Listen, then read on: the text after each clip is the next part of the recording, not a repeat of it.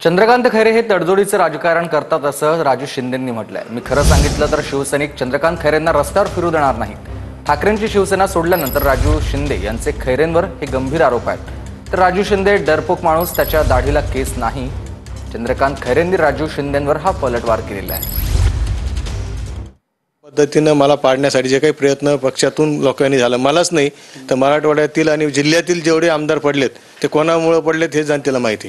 चंद्रकांत खैरे मग कोणामुळे पडले, किती फिरले ते, किती सभा घेतल्या, किती बैठक घेतल्या, कोणत्या गेले, सिल्लोडला गेलेत का, ते कन्नडला गेलेत का, वैजापूरला गेलेत का, पश्चिममध्ये फिरलेत का, मध्यमध्ये फिरलेत का, सगळे ॲडजस्टमेंटचं राजकारण चालू त्यांचं।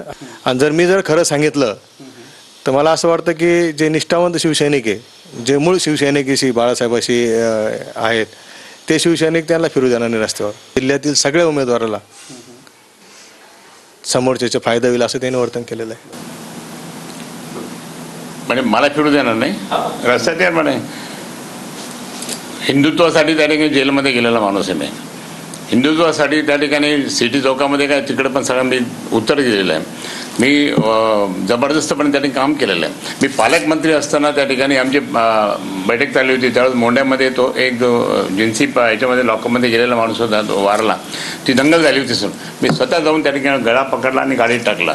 मी असा माणूस आहे, डरपोक, त्याला केस नाही, दाढीचे काही